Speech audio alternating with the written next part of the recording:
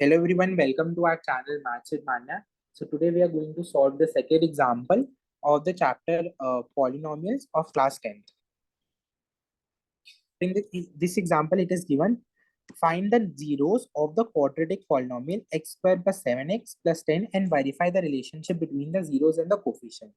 तो आपको कोफिशिएंट दे रखा है x square plus 7x plus 10 is your quadratic polynomial, not coefficient, sorry. हाँ, तो अब x square plus 7x plus 10 तो आप इसको नॉर्मल मिडिल टर्म स्प्लिटिंग से सॉल्व कर सकते हैं. x square plus 5x plus 2x plus 10, तो आपने x कॉमन लिया यहाँ से, x प्लस 5 आ गया, प्लस 2 कॉमन लिया यहाँ से तो x प्लस 5 आ गया. अगर आपको मिडिल टर्म स्प्लिटिंग और इन सब चीजों में प्रॉब्लम आती है तो हम आपको नीचे डिस्क्रिप्शन बॉक्स में लिंक मिल जाएगा, हमारी वीडियोस देख सकते हैं मिडिल टर्म स्प्लिटिंग और नंबर ऑफ जीरोस फाइंड करने के लिए और जीरोस फाइंड करने के लिए पॉलिनोमियल की. तो अब इसमें क्या आ गया, x प्लस 2 आ गया आपका एक और x प्लस 5 आ गया, तो आपकी एक जीरो आ गया x इज इक्वल टू -2, दूसरा जीरो आ गया x इज इक्वल टू -5.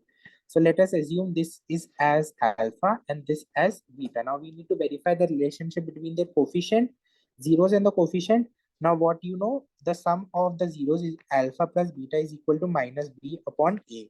तो minus b upon a, minus b यहाँ पे आपका b है और a आपका 1 है, तो -7 upon 1, that is -7 should be your sum.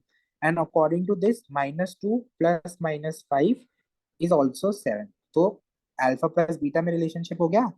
Alpha beta में क्या होता है, c बाय a, आपका c क्या है 10/1, तो 10 आ गया.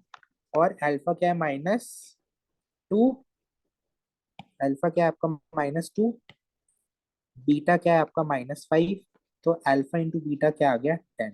So this is how you find the number of zeros. ऐसे नंबर ऑफ जीरोस फाइंड करते हैं, ऐसे रिलेशनशिप वेरीफाई करते हैं.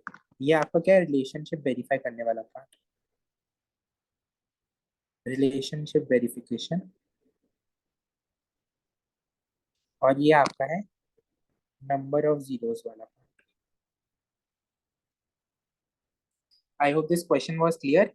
Please like, share and subscribe our channel and don't forget to hit the bell icon to get the latest updates. Thank you so much.